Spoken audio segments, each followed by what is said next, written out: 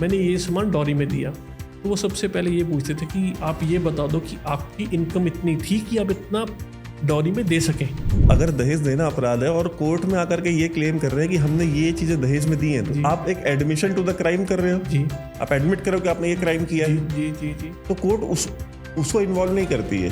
नहीं, हमारे संविधान में ये कहा गया है आप कोर्ट में जाएं, लोक अदालत में जाएं, हमें लॉयर की ज़रूरत नहीं है लोक अदालत में। तो कानून इतना बायस कह सकते हैं ऐसे कि हस्बैंड को अपने ही घर से जाना पड़ेगा, मैम वहाँ पे रहेंगी। तो मतलब हस्बैंड ना घर का ना घाट का, 3 BHK है तो मैम को 3 BHK आपको दिलवाना पड़ेगा। वैसी ही सोसाइटी में पॉश एरिया है तो पॉश एरिया में ही दिलवाना पड़ेगा। सर के पास गाड़ी थी मान लीजिए होंडा सिटी, तो मैम को भी होंडा सिटी पेट्रोल ही चाहिए। वो 98 भी चाहिए मुझे, डॉरी के साथ साथ मुझे डोमेस्टिक वायलेंस भी चाहिए, मुझे 125 भी चाहिए CRPC का। उसके बाद मुझे HMA में भी मुझे पैसे चाहिए। तो एक इंसान कितने पैसे दे सकता है? स्टील बैग और बोरो you have to pay the money, that is alimony. But as per Workmen Compensation Act and as per जो एवरेज एक अमूमन तौर पे लगाया जाता है कि ये दिहाड़ी करके बंदा इतने पैसे कमा सकता है, आप नहीं काम करते बट आपको वो देने पड़ेंगे वाइफ को। जय हिंद दोस्तों, आप देख रहे हैं DO न्यूज़। अगर वीडियो पसंद आए तो वीडियो को लाइक कीजिए, चैनल को सब्सक्राइब कीजिए और बेल आइकन दबाना बिल्कुल मत भूलिएगा। और अगर हमें सपोर्ट करना चाहते हैं तो details pin comment description box और स्क्रीन पे भी फ्लैश करेंगी। हमें सपोर्ट जरूर करें, आपकी सपोर्ट की हमको आवश्यकता है।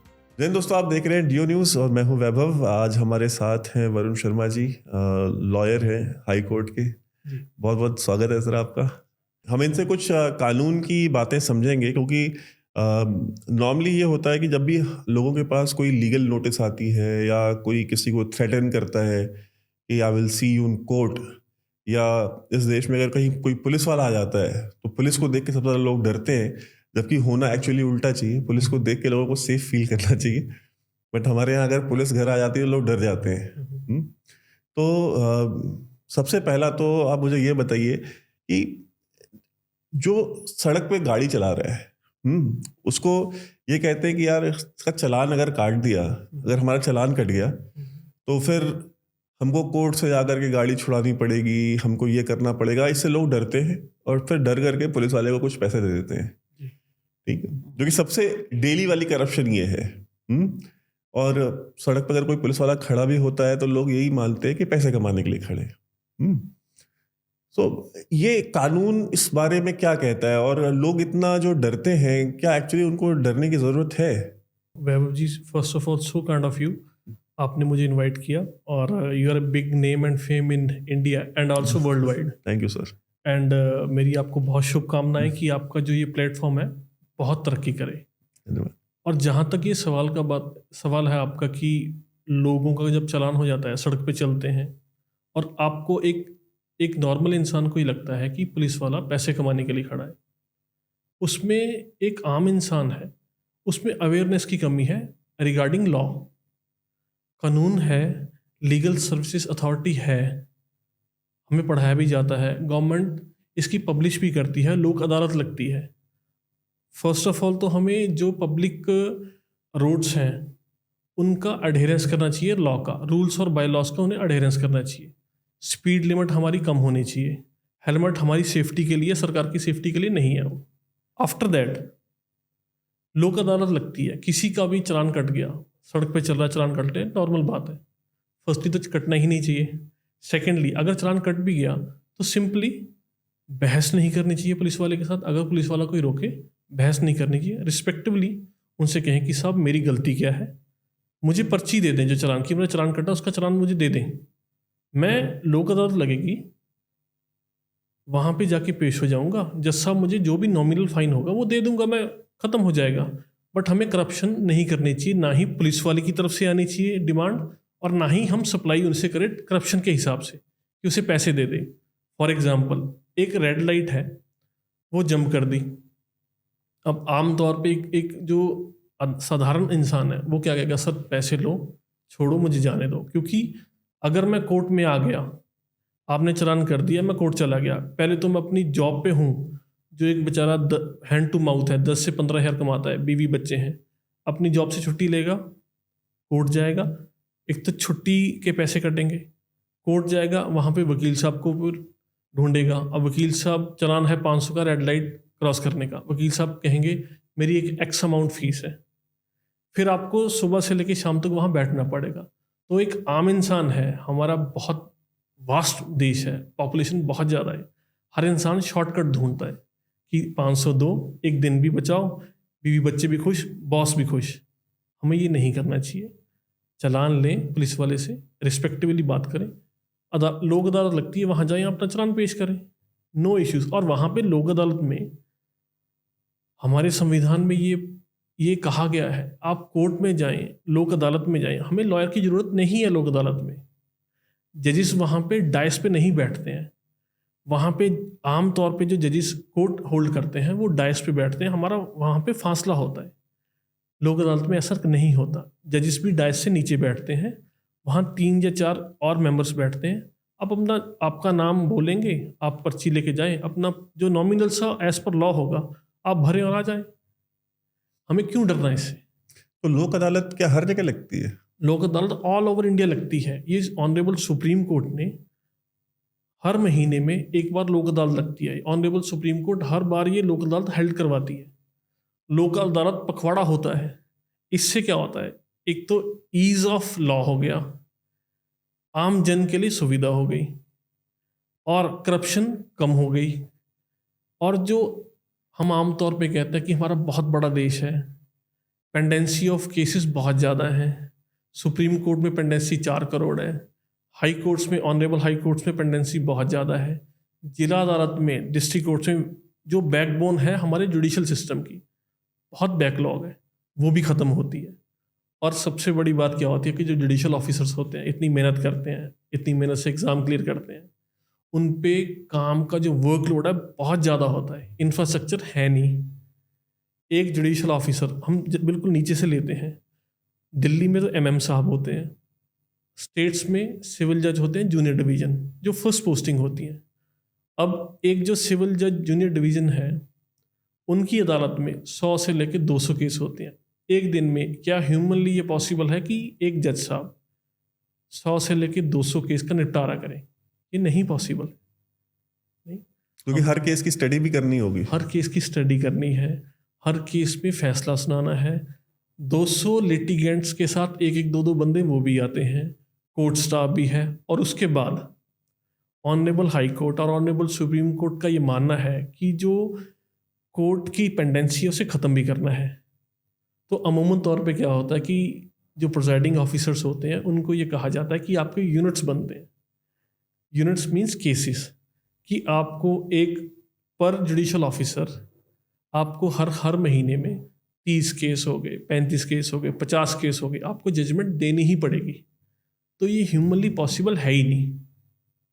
इसके लिए हमें अदालतों बढ़ानी चाहिए, जुडिशल ऑफिसर्स की नियुक्ति करनी चाहिए, और जो ऑल इंडिया जुडिशल सर्विसेज आना चाहिए, जो बहुत टाइम से नहीं आ रहा है। ठीक है, ये इसका सोल्यूशन है। किसी भी प्रॉब्लम का सोल्यूशन ओरिएंटेड एक अप्रोच होनी चाहिए, पॉजिटिव अप्रोच होनी चाहिए। इससे करप्शन भी बचेगी, आम इंसान का ट्रस्ट बनेगा जुडिशल सिस्टम पे।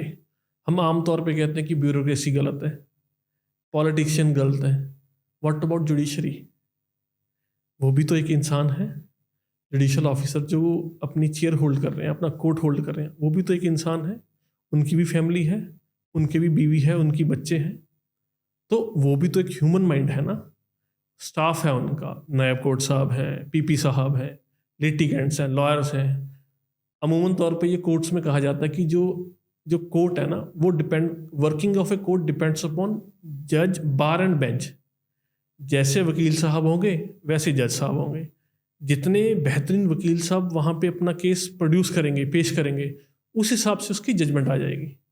जब वकील साहब ही डेट पे नहीं जाएंगे, लिटिगेंट डेट पे नहीं आया, आज एक ए रीज़न हो गया, बी रीज़न हो गया, पेंडेंसी बढ़ती है।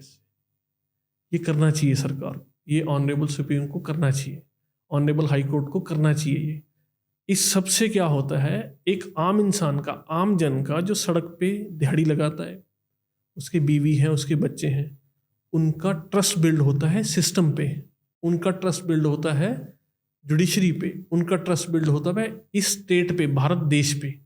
ये बहुत मल्टी फेसेटेड कंसेप्ट है।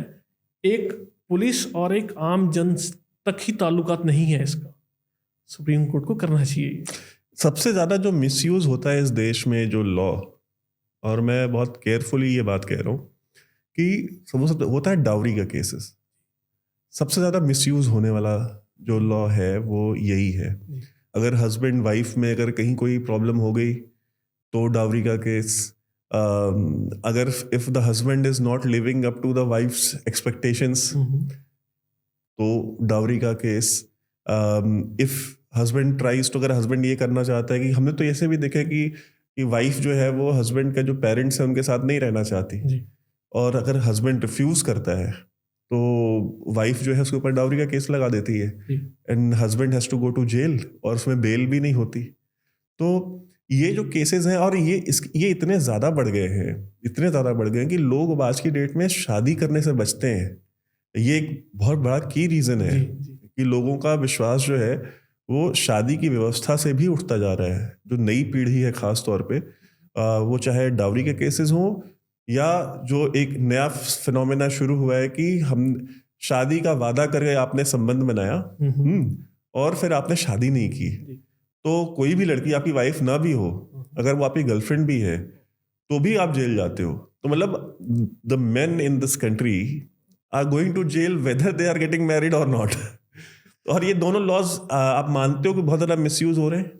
सर, फर्स्ट ऑफ ऑल आपकी जो रिसर्च है regarding this topic is par excellence. Thank you sir. और जो इस टॉपिक को जो सोसाइटी में प्रिवेलेंट है, आप उसकी आवाज़ बन के उसको अपने प्लेटफॉर्म पे उठा रहे हो, इसके लिए आपको शुभकामनाएं। अब रिगार्डिंग फर्स्ट क्वेश्चन आपका ये था कि जो डाउरी रूल्स का, लॉस का बहुत मिसयूज होता है, that is 498A of IPC। ये है दहेज के लिए प्रताड़ना। अब उसमें आजकल तो ये ट्रेंड हो गया है कि ये एक पैकेज आता है। हस्बैंड वाइफ की मैरिज हुई, किन्हीं कारणों से हस्बैंड एक्सपेक्टेशन पूरी नहीं कर पा रहा है, या एक्सपेक्टेशंस हैं जो मैन टू मैन और क्रिएचर टू क्रिएचर डिफ्रेंशिएट करती हैं।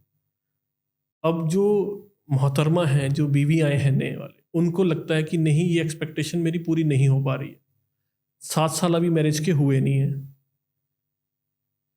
वो क्या करती हैं कि एक तो 498 का केस हो गया, दहेज के लिए तंग कर रहे हैं, उसके साथ 125 CRPC कि मुझे खर्चा भी चाहिए, साथ नहीं रहूँगी, मुझे खर्चा चाहिए। उसके बाद डोमेस्टिक वायलेंस एक्ट 2005 का है, उसमें मुझे खर्चा भी चाहिए, मुझे घर भी चाहिए।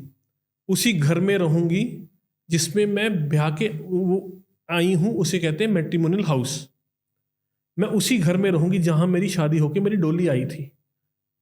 कानून ये है, अगर ये साबित कर दें मैम जो वाइफ हैं कोर्ट पे कि ऐसी कुछ as per provisions of domestic violence act हुआ है, ऐसा कुछ प्रताड़ना अगर कुछ हुआ है प्रीमा फेसी, तो कानून इतना बायस कह सकते हैं ऐसे कि हस्बैंड को अपने ही घर से जाना पड़ेगा, मैम वहाँ पे रहेंगी।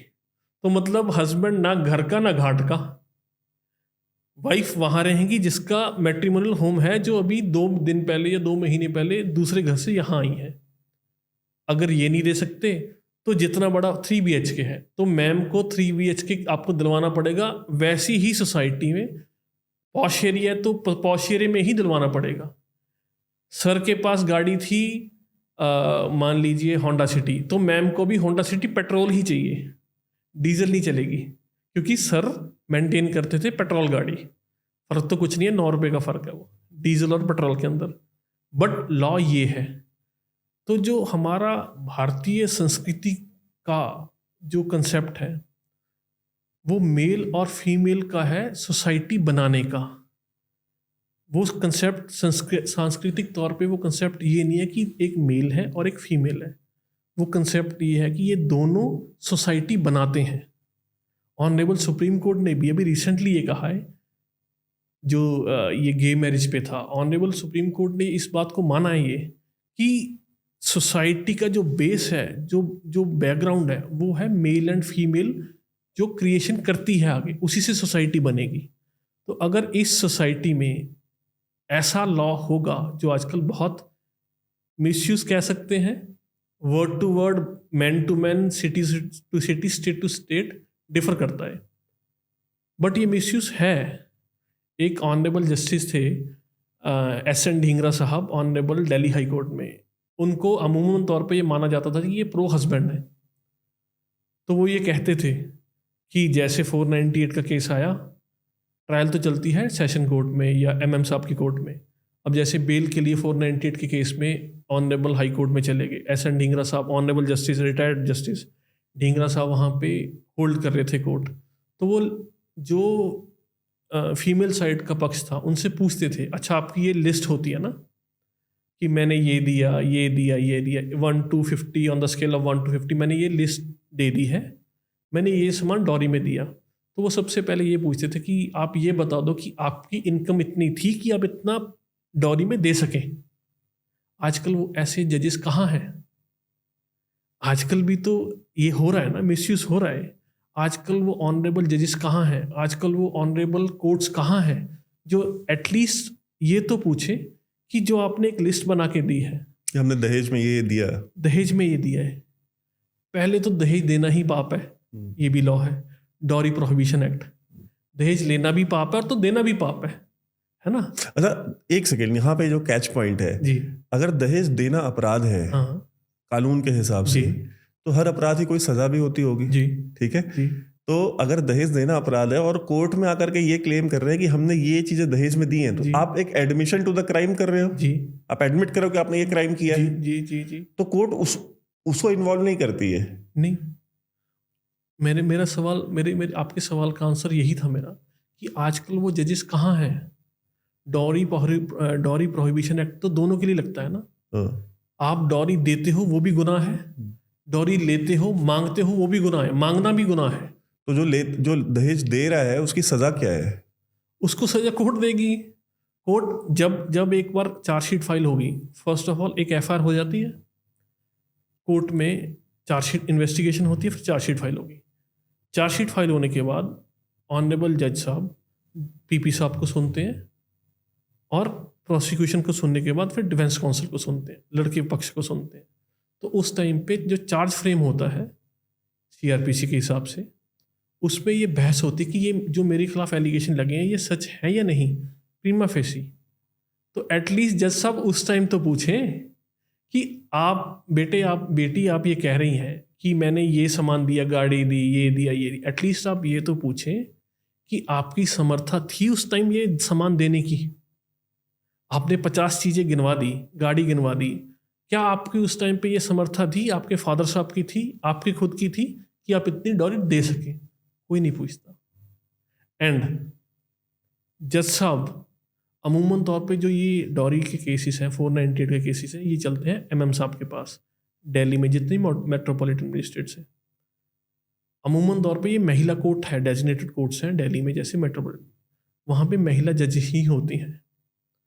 आई रिस्पेक्टफुली से सो विद ऑल ग्रेस, महिला जज साहब होती हैं, महिला का ही 498 का केस होता है।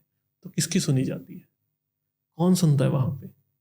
कोई नहीं सुनता वहाँ पे। एक मैंने अपनी प्रैक्टिस में, एक मेरे पास केस था, वो सज्जन थे बुलंदशहर से, साकेत डिस्ट्रिक्ट कोर्ट में वो केस था, और जो मैम थी वो यहाँ पे दिल्ली से थी। तो उन मैम ने 498 का केस कर दिया 1974 में दिल्ली में, और उस केस का जो निपटारा हुआ है वो 2016 में हुआ है। 1974 के केस का निपटारा 2016 में हुआ है 498, और वो बरी हो गए। और ये बरी हो गए, और ये सज्जन बरी हो गए। ये प्रोफेसर थे वहाँ पे यूपी से। ना तो इन्होंने शादी की क्योंकि केस पेंडिंग था, ना मैम ने शादी की, तो दोनों की लाइफ खराब। रिकन्सिलेशन कोई नहीं, कुछ नहीं, केस चल रहे हैं।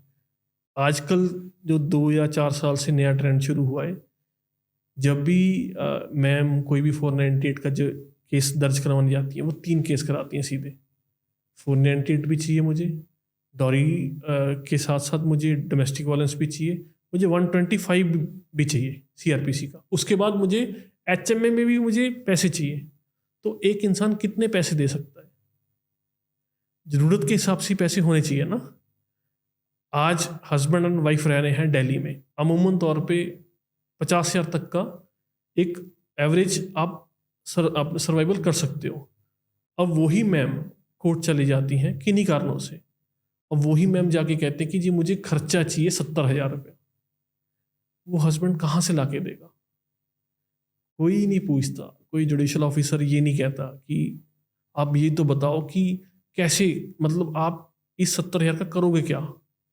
No, on the other side there are some judgments of honourable high court also and honourable जजेस which say so steal beg और borrow you have to pay the money, that is alimony.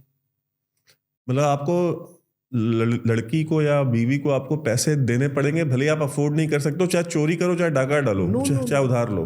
अभी very recently, ये 1-2 दिन से पहले की बात है, ऑनरेबल राजस्थान हाई कोर्ट ने ये कहा है कि सरकारी तौर पे एक एवरेज जो दिहाड़ी मजदूर है, वर्कमैन कंपनसेशन एक्ट है जो, तो वर्कमैन कंपनसेशन एक्ट के हिसाब से एक तय मानक होते हैं कि एक आम इंसान दिहाड़ी लगा के 9800 रुपया या 11,200 रुपया कमाता है।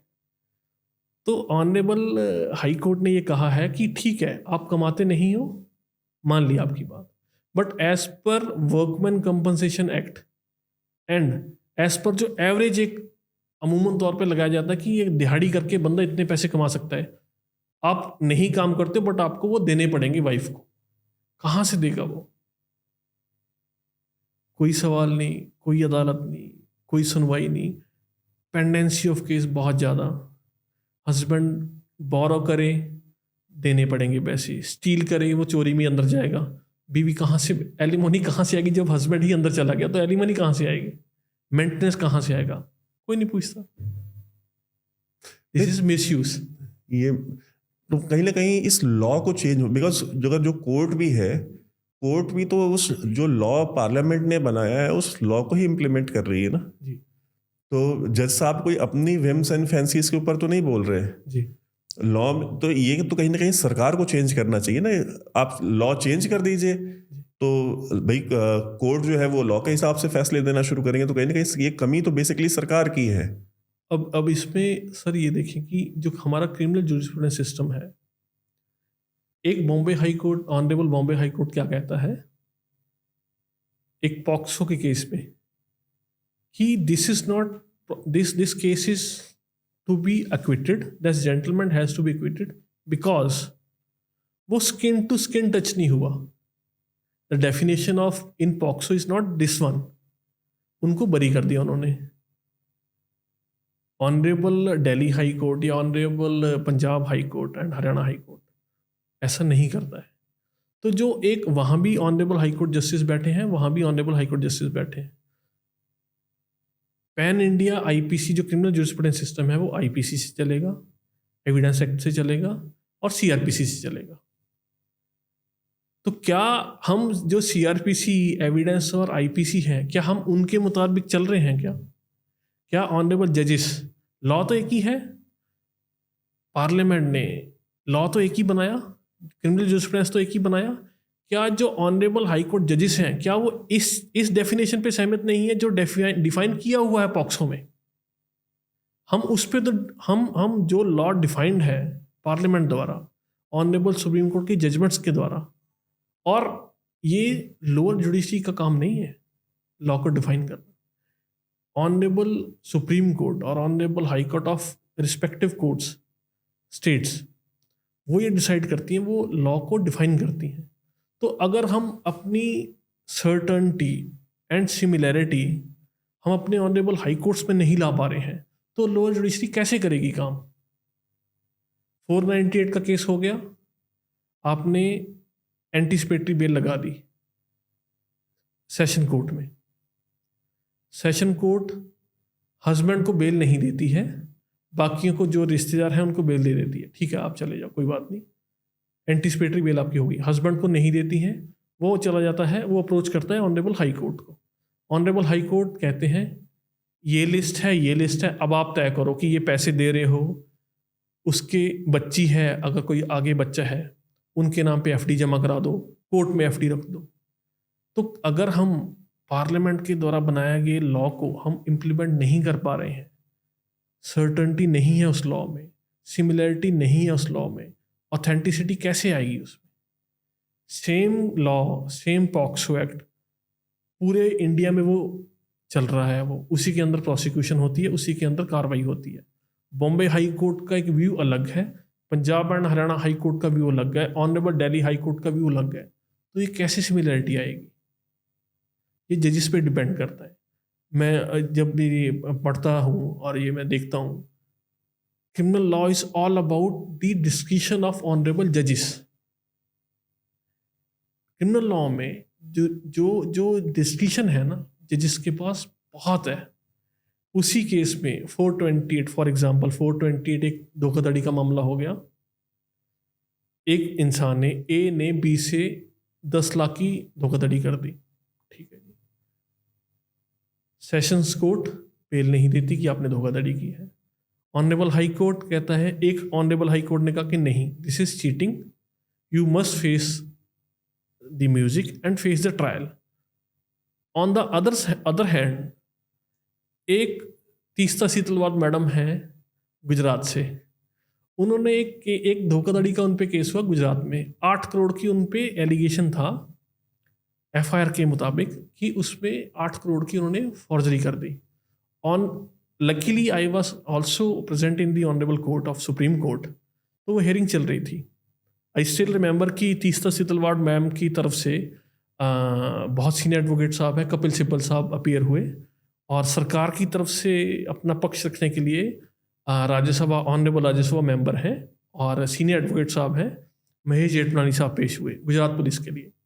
तो द प्रेजाइडिंग जजेस ऑफ ऑनरेबल हाई कोर्ट, वो बेंच का व्यू ये था कि अमाउंट डजेंट मैटर, 8 करोड़ हैं या 8 रुपए हैं या 800 करोड़ हैं, it doesn't matter. What matters is the freedom of the person, individuality of the person. तो आप सेशंस कोर्ट 10 लाख में आप एंटीसिपेटरी बेल नहीं दे रहे हो या जमानत नहीं दे रहे हो, ऑनरेबल हाई कोर्ट कहता है कि ठीक है हम आपकी बेल कंसीडर करेंगे, आप एक काम करो 10 लाख वापस कर दो। तो अगर 10 लाख वापस कर दिए, इससे 2 बातें हो गई। एक तो मैंने गलती की थी इसलिए मैं 10 लाख वापस कर रहा हूँ। सेकेंडली, आज मैं 10 लाख वापस कर रहा है, एक लिटिगेंट 10 लाख वापस कर रहा है बाय वे ऑफ एफिडेविट पे लिख के, बाय वे ऑफ एक वो गारंटी पेश कर देता है कोर्ट में। 10 साल हमारे जुडिशियल सिस्टम में वो ट्रायल चलते चलते 10 साल या 20 साल हो जाएंगे। 20 साल तो 10 लाख तक हो गए ना। How the finances will work, how the economy of this nation will work अगर हम ऐसे ही करते रहे। अगर हम पार्लियामेंट द्वारा बनाए गए लॉ को, जो बहुत पुराना 420 IPC 86 चीज़ का लॉ है, हम उसे ही नहीं सिमिलरिटी ला पा रहे हैं, तो हम डॉरी एक्ट में, हम ये डोमेस्टिक वायलेंस एक्ट में, हम HMA में, हम मेंटेनेंस एक्ट में कैसे सिमिलरिटी ला पाएंगे? उसका एक रीज़न ये है, जो थोड़ी नॉलेज मुझे है लॉ में, वो ये है कि ऑनरेबल सुप्रीम कोर्ट को एक डायरेक्शंस होनी चाहिए कि these are the facts of this case. Domestic violence act में, डॉरी एक्ट में, मेंटेनेंस एक्ट में आप एटलीस्ट देखें तो सही कि क्या उस बंदे की कैपेसिटी थी, कैपेबिलिटी थी कि जिस टाइम पे ये शादी हुई थी, क्या वो इतना पैसा दे सकता था, क्या वो इतना दहेज दे सकता था? कोई नहीं पूछता। फॉर एग्जाम्पल, एक ऑनरेबल सुप्रीम कोर्ट ने 2014 में जजमेंट पास की, Arnesh Kumar versus state of Bihar. Honourable supreme court ने बड़ी कैटेगरिकली कुछ डिसाइड किया कि ये मानदायक है आपके, इसके हिसाब से आपको बेल कंसीडर करनी चाहिए जब किसी भी ऑफेंस में 7 साल या 7 साल से कम की सजा हो। ठीक है जी। 2014 से लेके हम 24 में हैं, आज भी अरेस्ट वैसे ही होती है। चोरी के केस में अरेस्ट हो जाती है, छोटे छोटे पैटी क्राइम्स में अरेस्ट हो जाती है। और ऑनरेबल सुप्रीम कोर्ट ने यह भी कहा था कि अगर सेक्शन 41A CRPC है, अगर कोई FIR होती है, 7 साल या 7 साल से कम की सज़ा है, तो जो आईओ इन्वेस्टिगेटिंग ऑफिसर साहब होंगे वो एक नोटिस देंगे अक्यूज़ को कि आपके खिलाफ ये एफआईआर है, आप इन्वेस्टिगेशन ज्वाइन करें। 40A1 का नोटिस कहते हैं उसे। नोटिस दे दिया उनको, आप इन्वेस्टिगेशन ज्वाइन करें, आपकी अरेस्ट की ज़रूरत नहीं है हमें। बट अगर आप आईओ साहब को फिर भी लगता है हम इन्वेस्टिगेशन करने के बाद, प्रिलिमिनरी इन्वेस्टिगेशन करने के बाद कि अरेस्ट ज़रूरी है इनकी, तो वो उनको अरेस्ट करेंगे। उसके बाद जो इनकी केस डायरी होती है उसे सीडी कहते हैं, case diary under section 172 of CrPC. उसमें उसे जिमनी कहते हैं आमतौर पे, कि जिमनी में लिखते हैं कि मुझे इस केस में इस अक्यूज़ को मुझे अरेस्ट करना पड़ा है, मैंने 41A का नोटिस दिया था, फिर भी मुझे अरेस्ट करना है। उन अक्यूज पर्सन को वो जज साहब के सामने पेश करते हैं। जज साहब उसे देखेंगे कि क्या जो इन्होंने ये अपनी कंडीशंस बताई हैं ये प्लॉजिबल है या नहीं, क्या वाकई में इन्वेस्टिगेशन के लिए अरेस्ट करने की ज़रूरत थी या नहीं। अगर थी तो रिटर्न में होना चाहिए, अगर नहीं थी तो आपने फिर भी अरेस्ट क्यों किया। उस सिचुएशन में तो ऑनरेबल जो जज साहब हैं वो उस आईओ के खिलाफ, इन्वेस्टिगेटिंग ऑफिसर के खिलाफ डीई कर सकते हैं, डिपार्टमेंटल इंक्वायरी कर सकते हैं, और उस अक्यूज पर्सन को जो उनके सामने पेश किया गया है उनको बेल पे छोड़ सकते हैं। ऑनरेबल सुप्रीम कोर्ट ने एक और बात कही उसी जजमेंट में, अरनेश कुमार जजमेंट में, कि अगर ऐसा कुछ होता है और ऑनरेबल प्रिजाइडिंग ऑफिसर साहब इस चीज़ को, अरनेश कुमार की जजमेंट को नहीं मानते हुए या उस पर गौर ना करते हुए उसकी रिमांड दे देते हैं अक्यूज पर्सन की, जो पेश किया गया आईओ साहब के द्वारा, उनकी पीसी होती है पुलिस कस्टडी या जेसी मतलब जुडिशियल कस्टडी, पीसी या जेसी देते हैं उनकी, तो ये ऑनरेबल जो हाई कोर्ट है कंसर्न स्टेट का, वो उनसे पूछेगा कि आपने 41A के नोटिस में आईओ साहब ने पेश किया, आपने क्या ये एश्योर किया कि क्या ये वाकई ऑनरेबल सुप्रीम कोर्ट की डायरेक्शंस एंड गाइडलाइंस के द्वारा अरेस्ट की गई है। ऑनरेबल सुप्रीम कोर्ट तो ये भी कहता है कि उन जज साहब के खिलाफ भी डिपार्टमेंटल इंक्वायरी हो सकती है। आज तक किस ऑनरेबल जज प्रिजाइडिंग ऑफिसर साहब के साथ कभी ऐसी इंक्वायरी हुई? कभी भी नहीं। ये सिस्टम है। आईओ साहब भी वही हैं, प्रिजाइडिंग ऑफिसर साहब भी वही हैं। आईओ साहब एक केस के लिए तो जाते नहीं कोर्ट में, उनको डेली, क्योंकि जो एमएम साहब हैं या सिविल जज साहब हैं, जुडिशियल ऑफिसर हैं, वो उनके अंडर पुलिस स्टेशन होते हैं। एक एमएम साहब के पास 3 पुलिस स्टेशन है, 4 पुलिस स्टेशन है। उसी 4 पुलिस स्टेशन के जो आईओ हैं, सब इंस्पेक्टर साहब हैं या एएसआई साहब हैं या एसएचओ साहब हैं, उसी अदालत में जाएंगे। एक गलती कर दी तो सर एक बार गलती कर दी छोड़ दो। आम इंसान कहाँ जाए? अब आम इंसान को एक इंसान तमिलनाडु में बैठा है, वो पहले तमिलनाडु की लोकल अदालत में जाएगा, वहाँ न्याय नहीं, फिर वो honourable court of high court जाएगा, वहाँ न्याय नहीं, तमिलनाडु से ऑनरेबल सुप्रीम कोर्ट में आना पड़ेगा उसे। उससे बड़ी बात, तमिलनाडु की जो चार्जशीट है या एफआईआर है वो तमिल में है, उनकी रीजनल लैंग्वेज में है, यहाँ ट्रांसलेट करवानी पड़ेगी, तब सुप्रीम कोर्ट में आप फाइलिंग कर सकते हो।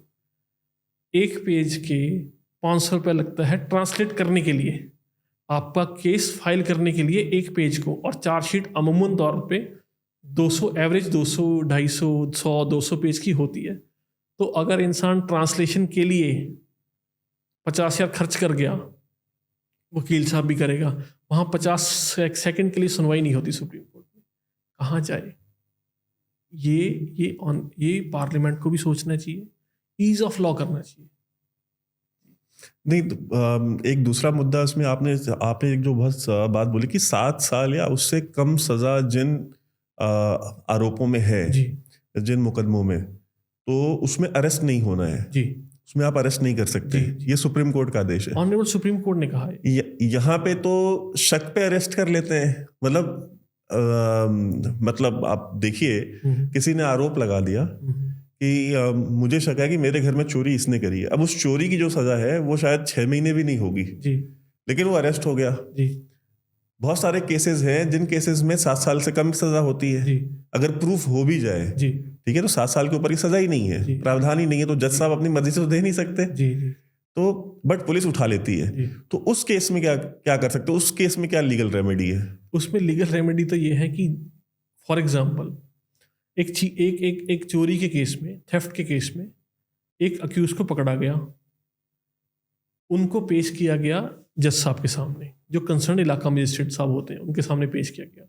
तो वहाँ पे पीपी साहब की जो सरकार को पेश अपीयर होते हैं सरकार के लिए, और जो डिफेंस काउंसिल है वकील साहब, जो अरेस्ट हुआ बेचारा उसका जो वकील है, उसका वकील है, जो जो जिसके साथ ये अन्याय हुआ है, उनका वकील, उनके वकील साहब ये एटलीस्ट ऑनरेबल जज साहब को तो बताएंगे कि at by the ruling of honourable high court Arnesh Kumar versus state of Bihar 2014 ये अरेस्ट ही गलत है, ये इलीगल अरेस्ट है, ये आपको तुरंत छोड़ना पड़ेगा इसे।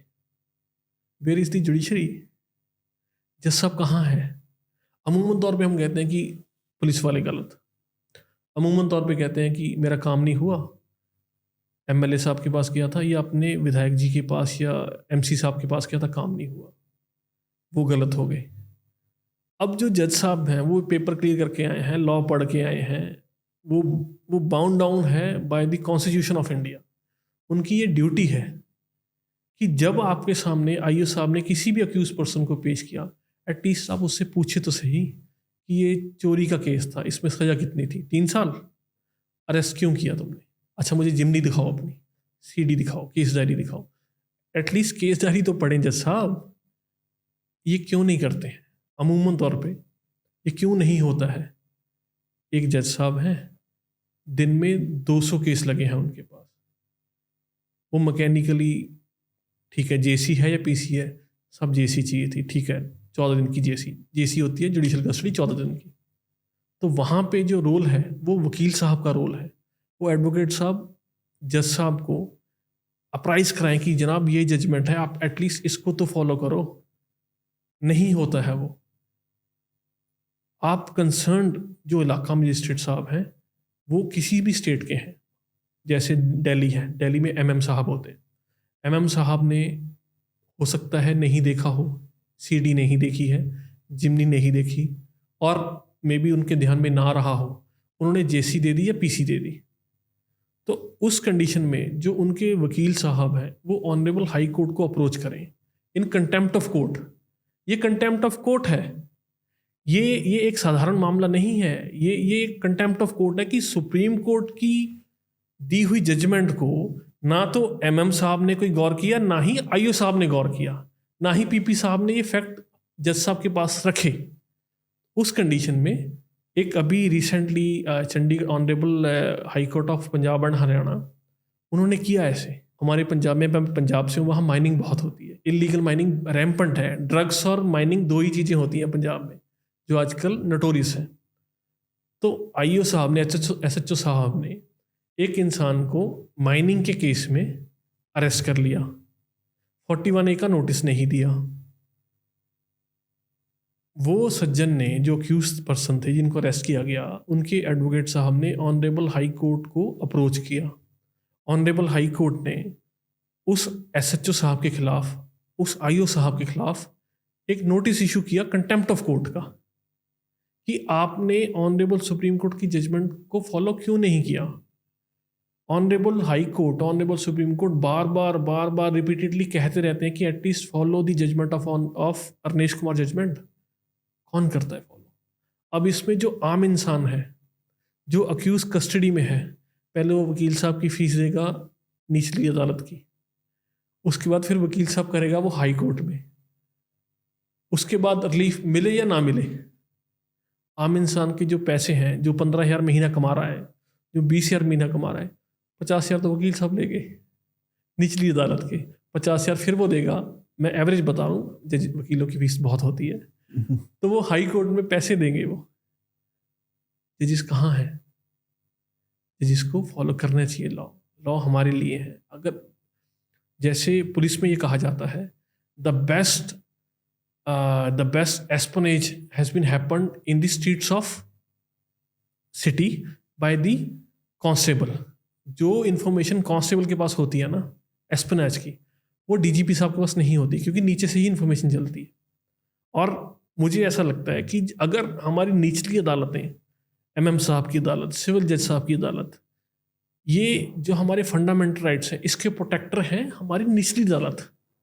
आर्टिकल 14 है, आर्टिकल 21 है, जो हमारा चैप्टर 3 है कॉन्स्टिट्यूशन का, वो ये डिफाइन करता है कि हमारे कॉन्स्टिट्यूशनल राइट्स क्या हैं, हमारे फंडामेंटल राइट्स क्या हैं। आर्टिकल 14 से लेकर 32 तक हमारे फंडामेंटल राइट हैं। हर इंसान सुप्रीम कोर्ट नहीं जा सकता, हर इंसान ऑनरेबल हाई कोर्ट नहीं जा सकता। एटलीस्ट जो सिविल जज साहब हैं, जो एमएम साहब हैं, वो अपने आप को ये देखें, अपने आप को ये रिस्पॉन्सिबिलिटी अपने आप पे लाएं कि we are the first line of protecting fundamental rights. आम इंसान तमिलनाडु से उठ के या यूपी से उठ के या अरुणाचल प्रदेश से उठ के supreme court, honourable supreme court approach करेगा आर्टिकल 32 में कि मेरा फंडामेंटल राइट चला गया। आर्टिकल 226 में ऑनरेबल हाई कोर्ट में अप्रोच करेगा कि मेरे फंडामेंटल राइट्स खत्म हो गए। ये निचली अदालत कर सकती है, पैसे बचा सकती है, एक आम इंसान का ट्रस्ट सिस्टम पे, जुडिशरी पे बहाल हो सकता है। बड़ा जो आजकल एक मुद्दा चल रहा है वो 2-3 उनको मैं क्लब कर देता हूँ। एक तो सेक्सटॉर्शन चल रहा है, ठीक है। लोग इस तरह के ग्रुप्स हैं, इस तरह के गैंग्स भी हैं जो कि लड़कियां जो है वो लोगों के साथ दोस्तियां करती हैं, ठीक है, और उनके साथ मेल जोल बढ़ाती हैं, फिर उसके वीडियोस बनाते हैं या सब कोई ऐसा रिकॉर्ड एविडेंस कलेक्ट करते हैं और फिर उसको यूज़ करते हैं टू एक्सटॉर्ट मनी, लोगों से पैसा। यहाँ दिल्ली में अभी रिसेंटली एक ग्रुप पकड़ा गया which was doing this. Punjab में, यूपी में, जगह जगह पे ये चल रहे हैं। एक तो ये मुद्दा है, और दूसरा ये शादी का वादा दे करके जो संबंध बनाए जाते हैं, और एक कपल होता है, एक लड़का होता है, एक लड़की होते हैं, दोनों रिलेशनशिप में होते हैं, और होती है कई बार की चीज़ें नहीं मटेरियलाइज होती as per expectation of people. तो कुछ टाइम के बाद ब्रेकअप हो जाता है। तो जब ब्रेकअप हो जाता है तो देन द गर्ल स्टार्ट्स कि मुझे शादी का वादा किया था इन्होंने, और शादी का वादा करके मेरे साथ संबंध बनाए, और फिर वो लड़का जेल जाता है जी। तो ये जो 2 इश्यूज हैं, इनको थोड़ा क्लियर कीजिए कि इसमें क्या है। और ये जो डिजिटली आजकल फ्रॉड चल रहा है, जो पैसे निकालने वाला जी, कि आपको फोन आता है और आप उसके साथ बैंक डिटेल्स वगैरह लोगों को नहीं साझा करनी चाहिए, बट बहुत सारे लोग हैं उतना नहीं समझदार हैं, जी। तो उनके निकाल लेते हैं, फोन हैक करके ओटीपी ले लेते हैं। तो इसमें क्या हमारे पास प्रोविजंस है? सर, आपका सवाल था जो जो जो सेक्सटॉर्शन पे, या मैरिज हुई है या मैरिज नहीं हो पाई, एलिगेशन ये लगा कि मुझे मैरिज का प्रपोजल था या मेरे साथ कहा था कि मैरिज करूंगा, और एक रिलेशन बन गया 2 अडल्ट के बीच में, और फिशिंग का।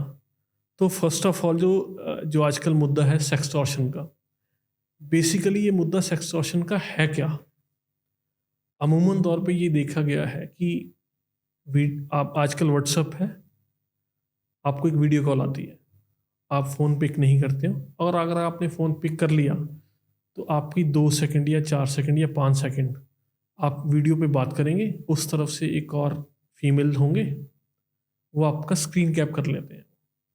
उसके बाद आप फेसबुक पे हैं, किसी भी सोशल मीडिया पे हैं, आपको वहाँ ढूंढा जाता है उस नाम से या उस नंबर से।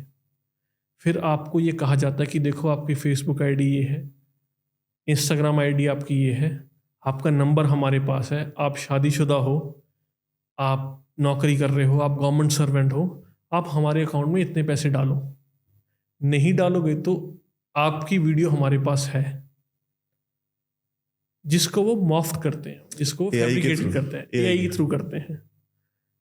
अब इसमें अगर इंसान, जिसको भी ये कॉल आई है, वीडियो कॉल आई है, थोड़ा सा सतर्कता बरते, थोड़ा सा लॉ अबाइडिंग सिटीजन होने के नाते सबसे पहले उसको घबराना नहीं चाहिए। वो गलत नहीं है, he is not at A guilty fault. उसकी क्या गलती है? एक वीडियो कॉल पिक की है उसने कॉल तो किया नहीं। उसको सबसे पहले साइबर क्राइम का एक नेटवर्क है, ऑन होम मिनिस्ट्री में भी है, या स्टेट्स में भी है, या लोकल थाना भी है। साइबर क्राइम के लिए होम मिनिस्ट्री बहुत बार नंबर फ्लैश करती है कि अगर आपको कोई ऐसी कॉल आती है तो आप हमें संपर्क करें। ईमेल आईडीज भी हैं। आप गलत नहीं हैं, आप you are not accuse person, you are victim. Victim आप हो, विक्टिम दूसरा फ़ोन करने वाला नहीं है। इस मामले में अगर आपसे कोई पैसे मांगे या आपसे कोई ये धमकाए कि हमारे पास आपकी वीडियो है, मुझे एक अकाउंट नंबर है, इसमें पैसे डाल दें, जी पे है, आप इस पे पैसे डाल दें। किसी का ये है कि आप उसको पैसे दे दें, वो आ रहा है आपके पास। आपको बिल्कुल नहीं घबराना चाहिए। आपको तुरंत लोकल थाने पे आपको अप्रोच करना चाहिए, नहीं तो साइबर सेल है, साइबर क्राइम वाले हैं, वो सेल है, आपको उसकी हेल्पलाइन पे कॉल करना चाहिए। आप विक्टिम हैं ये मान के चलिए, आपने गलत कुछ नहीं किया है। लॉ हमारे लिए है, आम इंसान के लिए है। हम एक लॉ अबाइडिंग सिटीजन है। अगर हमने गलत कुछ किया ही नहीं है तो हम क्यों घबराएं? हम किसी को, आपको कॉल आया, आपने पैसे दे दिए 5,000, फर्स्ट डिमांड छोटी होती है, जहाँ से ये सारा मामला शुरू होता है। फर्स्ट टाइम कहा 5,000 दे दें, चलो हमने आपकी वीडियो डिलीट कर दी। आमतौर पे, अमूमन तौर पे हम ये कहते हैं, कोई भी जो विक्टिम होगा वो ये कहेगा कि चलो मैंने 5,000 दे दिए, अब प्लीज़ मत मेरी ना वीडियो डिलीट कर देना। वहाँ से ये सारा स्कैम शुरू होता है। आज 5,000 है, कल 50,000 होंगे, उसके बाद ये 5 लाख भी पहुँचेंगे। ये डिपेंड करता है कि आप कितने साहूकार हैं, कि आपकी प्रोफाइल क्या है। मेरे एक जानकार बेचारे सज्जन दिल्ली के रिटायर्ड ऑफिसर हैं, उन्होंने उठा ली थी, ऐसे एक वीडियो कॉल आई, उन्होंने उठा ली और फिर वही AI जनरेटेड उनको आने लगी। ही admitted in front of me कि उन्होंने 1 लाख रुपए पे किए। और मैं उनसे कह रहा था, मैं कहा यार आप एक रिटायर्ड ब्यूरोक्रेट हो, ठीक है, आपको कम से कम ये मतलब यू शुड नॉट क्या यार, वो मेरे ना क्या यार, मेरी जो मेरे जो जानने वाले हैं, घर वाले, मेरे नाती पोते बच्चे, यार उनके नंबर्स वो मुझे दिखा रहे थे और कह रहे थे कि हम इनको भेजेंगे। तो क्या यार, I could not tolerate that कि ठीक है वो गलत है, बट ये एक डर होता है ना, एक सोशल वो चीज, हाँ, स्टिग्मा हो जाता है इंसान को। और ज़्यादातर इस तरह की चीज़ों में ये जो बुजुर्ग लोग हैं वो ज़्यादा इन चीज़ों को लेकर के परेशान हो जाते हैं, because they have a family, they have grand children. तो उनका एक जो प्रेशर होता है उनके ऊपर, वो साइकोलॉजिकल बहुत ज़्यादा बड़ा होता है। तो वो 1 लाख रुपए, 2 लाख रुपए, 5 लाख रुपए, वो उनकी रिटायरमेंट फंड में से पूरा फंड भी देना पड़े तो दे विल पे इट। जी। तो बट ठीक है, उसमें फिर हमने उनकी हेल्प करी। We try to loop in lot of cyber crime team. और ये ज़्यादातर चलता भी सब ये मेवात वाला और ये जामताड़ा, और ये 2 रीजन है सबसे ज़्यादा। जी। तो अब तो मेवात जो है जामताड़ा से कहीं बड़ा हो गया है जी इन स्कैम्स में। जी। अब इसके लिए अब जो मेवात है वो सेक्सटॉर्शन में तो है ही है, अव्वल नंबर पर आ गया आजकल। तो उसके बाद ये फाइनेंशियल जो एक्सटॉर्शन होती है वो भी होती है वहाँ पे। और सबसे जो चौंकाने वाली बात ये है, ये ढूंढते हैं अपने विक्टिम की विक्टिम है कौन। कभी किसी रिक्शे वाले को कॉल आई कि मैं तुमसे पैसे मांगूंगा या मांगूंगी, कभी किसी सब्जी वाले को फ़ोन आया कि हमारे पास तेरी वीडियो के पैसे दे दे। ये अपने विक्टिम खुद चूज़ करते हैं, और विक्टिम वही होगा जो एक इज्जतदार होगा, फैमिली वाला होगा, जिसकी कोई रेपुटेशन प्रोफाइल है सोसाइटी में। और आम तौर पे जो विक्टिम होते हैं वो इनोसेंट होते हैं, उनका कोई लेना देना ही नहीं है इसमें। अब इसमें लॉ पॉइंट से हम 2 काम कर सकते हैं। किसी के पास भी फॉर अवेयरनेस, किसी के पास भी अगर ऐसी कोई कॉल आती है, फर्स्टली उनको लोकल थाने में साइबर क्राइम पे हेल्पलाइन पे कॉल करना चाहिए। सेकेंडली, अगर फिर भी नहीं बात बनती है तो आप ऑनरेबल हाई कोर्ट में अप्रोच कर सकते हैं कि इस वीडियो को नेट से उठाया जाए, उतारा जाए, इसे ब्लॉक किया जाए। ऑनरेबल हाई कोर्ट ने बहुत सारी जजमेंट्स में ये जजमेंट्स दी हैं कि इस कंडीशन में जहां privacy of a person and societal stigma जहां स्टेक पे है, जहां सोसाइटल वैल्यू मेरी स्टेक पे है, वहां पे honourable high court is always and always for victims. उन्हें जाना चाहिए, सोसाइटी में हमारी इज्जत बच जाएगी। बट बी अवेयर, 1 लाख से 2 लाख होंगे, 2 लाख से 5 लाख होंगे, 5 से 10 भी होंगे, फिर भी पीछा नहीं छूटेगा। आजकल तो मुझे अभी एक मेरे फ्रेंड हैं सच्चू साहब, वो बता रहे थे कि एक पार्टी ने क्या किया, एक विक्टिम से ऐसे सेक्सटॉर्शन शुरू कर दी। उन्होंने 10 लाख तक दे दी कि अब मैं नहीं दे सकता।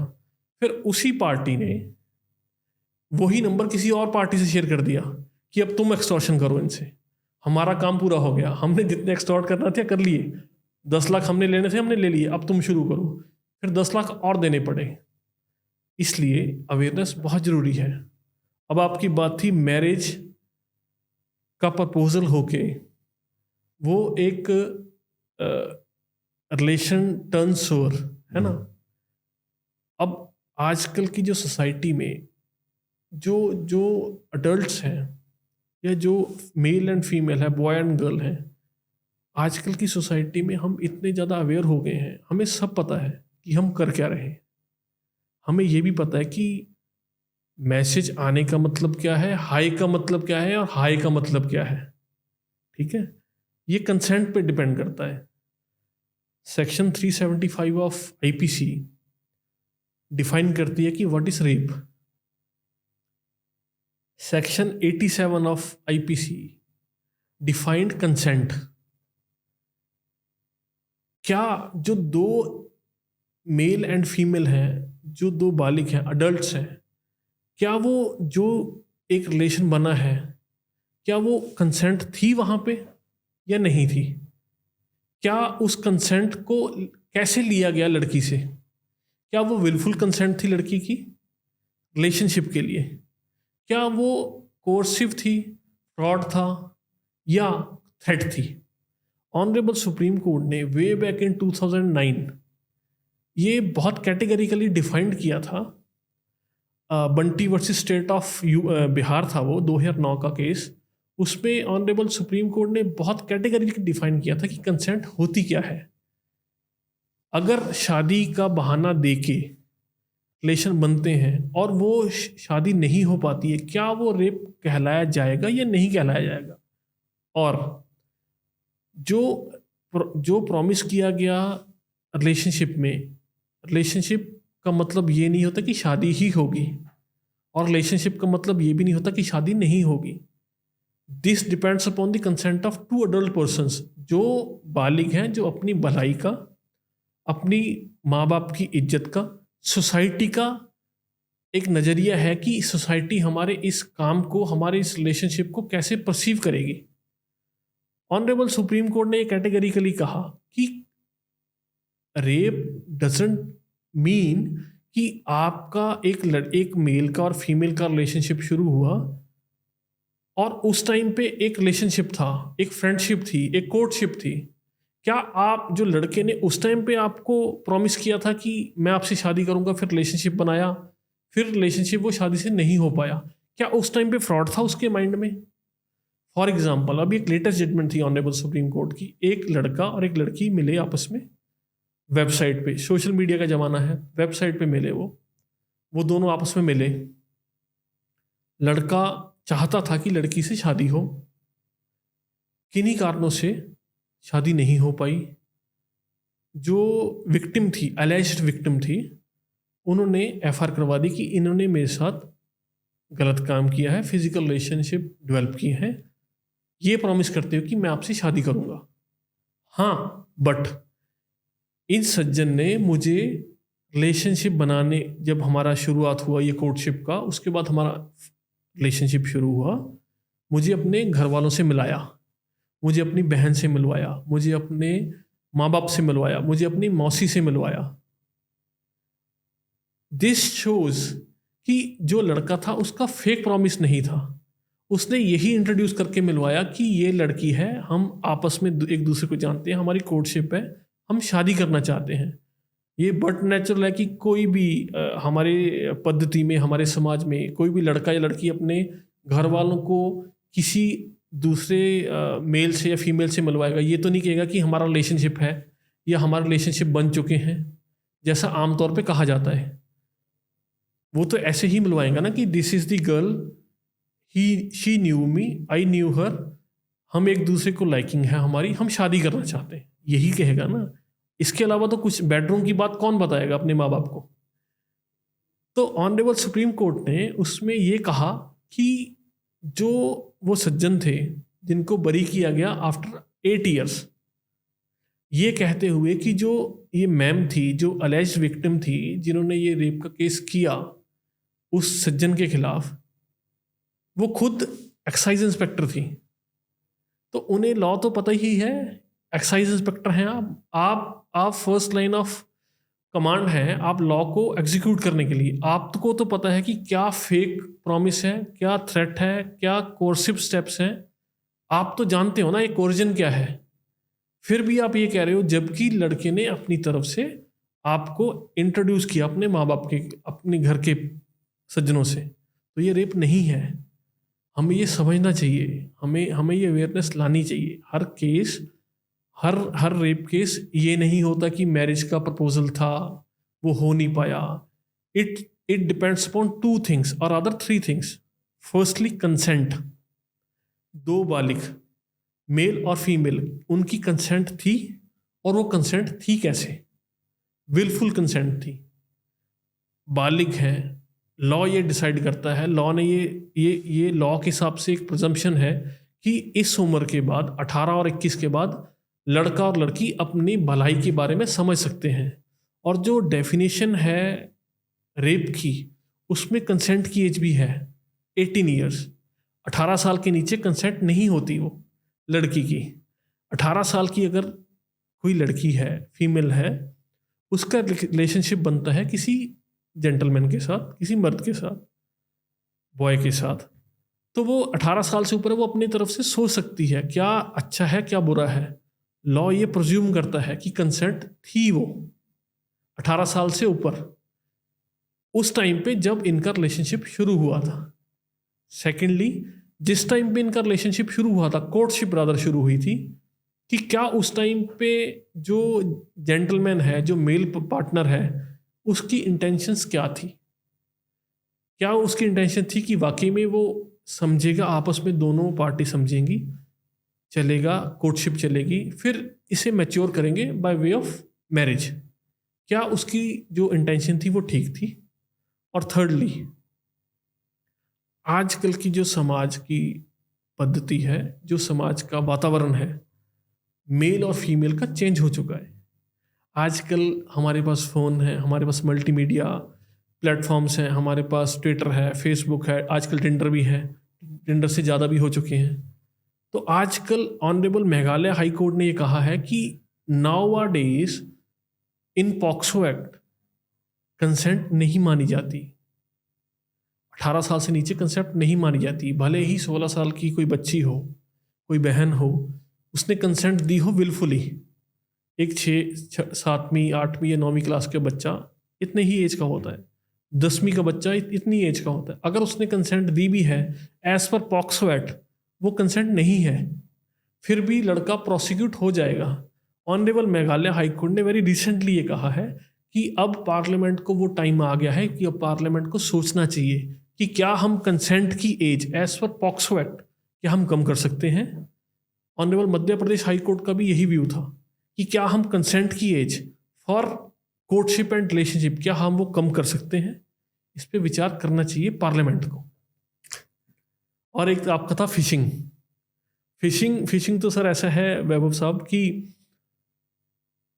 जैसे जैसे इंसान एक ओल्ड स्कूल होता जाता है, नई नई टेक्नोलॉजीज आती रहती हैं। अब AI आ गई, आज से 10 साल के बाद या 2 साल के या 5 साल के बाद कुछ और नई सिस्टम आ जाएगा पैसे एक्सटॉर्ट करने का।